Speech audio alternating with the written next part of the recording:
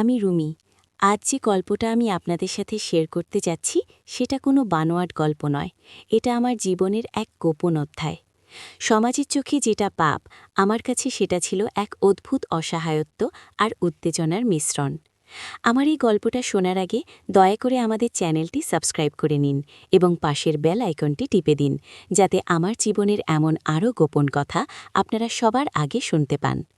চলুন শুরু করা যাক আমার আর আমার শ্বশুরের সেই নিষিদ্ধ সম্পর্কের উপাখ্যান।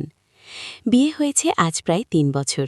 আমার স্বামী সজল মানুষ হিসেবে খুবই ভালো, কিন্তু বড্ড কাজের পাগল। বিয়ের মাত্র ৬ মাসের মাথায় ও অফিসের কাজে দুবাই চলে যায়। কথা ছিল ১ বছর পর ফিরবে, কিন্তু দেখতে দেখতে ২.৫ বছর কেটে গেছে, ওর আসার নাম নেই। এই বিশাল দোতলা বাড়িতে আমি আর আমার শ্বশুরমশাই আজমল সাহেব। শাশুড়ি মারা গেছেন সজলের ছোটবেলায়। শ্বশুরমশাইয়ের বয়স ৫৫-র কোঠায় হলেও শরীরটা এখনও বেশ শক্তপোক্ত। নিয়মিত ব্যায়াম করেন, ডায়েট মেনে চলেন।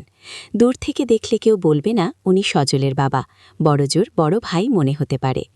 বাড়িতে কাজের লোক আসে সকালে, রান্না করে চলে যায়।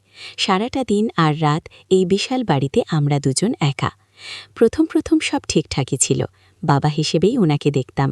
কিন্তু সজল বিদেশ যাওয়ার পর থেকে বাড়ির পরিবেশটা যেন একটু একটু করে বদলাতে শুরু করল। আমি লক্ষ্য করলাম বাবার চোখের চাউনি ঠিক আগের মতো নেই।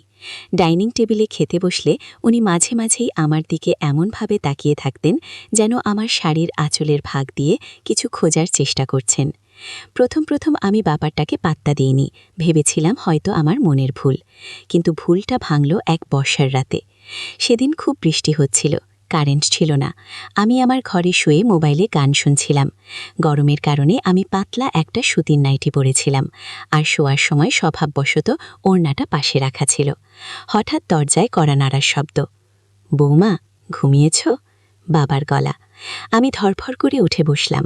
ওড়নাটা গায়ে জড়ানোর আগেই উনি দরজা ঠেলে ভেতরে ঢুকে পড়লেন, হাতে একটা মোমবাতি। মোমবাতিটা নাও মা, ইনভার্টারটা কাজ করছে না মনে হয়। উনি মোমবাতিটা টেবিলের উপর রাখতে গিয়ে আমার দিকে তাকালেন। মোমবাতির ওই আধো আলোয় ওনার চোখ দুটো চকচক করে উঠল।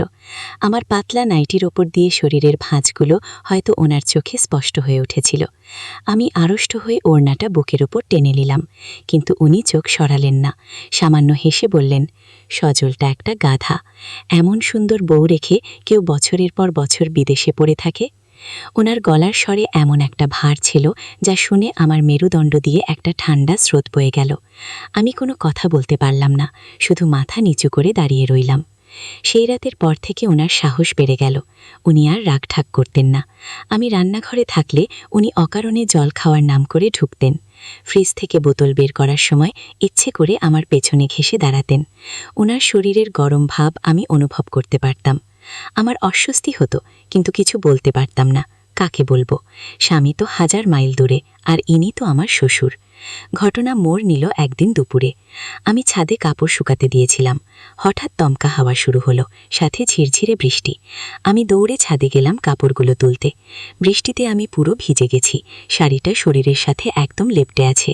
তাড়াহুড়ো করে নিচে নামার সময় সিঁড়িতেই বাবার সাথে ধাক্কা লাগলো। আমি সরে যাওয়ার চেষ্টা করলাম, কিন্তু উনি আমার পথ আটকে দাঁড়ালেন। ভিজে তো একদম একাকার হয়ে গেছো বৌমা। ওনার চোখ আমার ভেজা শরীরের ওপর দিয়ে এমনভাবে ঘুরে বেড়াচ্ছিল যেন উনি আমাকে গিলে খাচ্ছেন। আমি কাঁপা কাঁপা গলায় বললাম, বাবা সরে দাঁড়ান, আমার ঠান্ডা লাগছে। উনি সরলেন না, বরং এক ধাপ এগিয়ে এসে আমার ভেজা হাতের কবজিটা খপ করে ধরলেন। ওনার হাতের স্পর্শে আমার শরীরটা শিউরে উঠল। ঠান্ডা লাগছে? আমি কি একটু গরম করে দেব? ওনার এই কথায় আমি চমকে উঠলাম। হাত ছাড়াতে চাইলাম, কিন্তু উনি খুব শক্ত করে ধরে রেখেছিলেন। উনি ফিসফিস করে বললেন, আমি জানি সজল নেই বলে তোমার কষ্ট হয়। আমারও খুব কষ্ট হয় একা থাকতে। আমরা তো একে অপরের কষ্টটা ভাগ করে নিতে পারি, তাই না? আমি ভয়ে পিছিয়ে গেলাম। এসব আপনি কি বলছেন বাবা? এটা পাপ। উনি হেসে উঠলেন। একটা অদ্ভুত উন্মাদনা ছিল সেই হাসিতে। পাপ পুণ্য সব মানুষের বানানো। এই ৪ দেয়ালের ভেতর যা হবে তা কেউ জানবে না। আর যদি তুমি না চাও, আমি সজলকে বলে দেব যে তুমি পরকীয়ায় জড়িয়েছ। আমার কাছে কিন্তু প্রমাণ আছে। তুমি রাতে কার সাথে যেন ফোনে ফিসফিস করে কথা বলো। আমি আকাশ থেকে পড়লাম। রাতে আমি আমার মায়ের সাথে কথা বলি, কিন্তু উনি সেটাকে এভাবে ব্ল্যাকমেল করার অস্ত্র বানাবেন ভাবিনি। আমার চোখ দিয়ে জল বেরিয়ে এলো। আমি নিরুপায় হয়ে বললাম, দোহাই আপনার, সজলকে কিছু বলবেন না, ও আমাকে ভুল বুঝবে। উনি আমার কানের কাছে মুখ এনে ফিসফিস করে বললেন, তাহলে আমি যা চাই তাতে রাজি হয়ে যাও। এরপর থেকে শুরু হলো আমার জীবনের সেই গোপন অধ্যায়। উনি আমাকে ব্ল্যাকমেল করেই হোক আর আমার একাকিত্বের সুযোগ নিয়েই হোক, ধীরে ধীরে আমাকে ওনার নিয়ন্ত্রণে নিয়ে নিলেন। একদিন দুপুরে উনি আমাকে ওনার ঘরে ডাকলেন। বললেন পায়ে খুব ব্যথা, একটু তেল মালিশ করে দিতে। আমি অনিচ্ছা সত্ত্বেও গেলাম। খাটে উনি শুয়েছিলেন। আমি খাটের একপাশে বসে ওনার পায়ে হাত দিলাম। আমার হাত কাঁপছিল। উনি হঠাৎ উঠে বসে আমার হাতটা টেনে ধরলেন। বৌমা, শুধু পায়ে কেন, আমার যে বুকেও খুব ব্যথা। আমি কিছু বলার আগেই উনি আমাকে হ্যাঁচকা টানে ওনার বুকের উপর ফেলে দিলেন।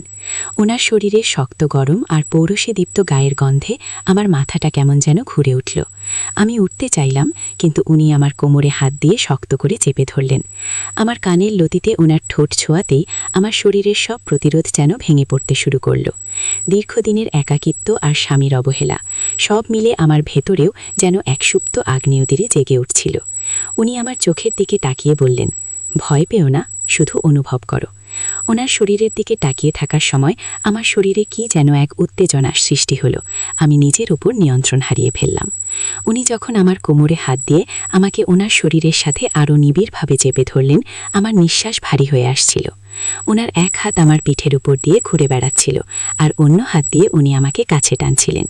আমি বাধা দেওয়ার শক্তি হারিয়ে ফেললাম, কিংবা হয়তো দিতে চাইলাম না।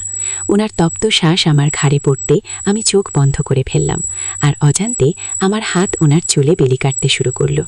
মনে হলো এই নিষিদ্ধ সম্পর্কের অতল গহ্বরে আমি তলিয়ে যাচ্ছি, যেখান থেকে ফেরার আর কোনো পথ নেই।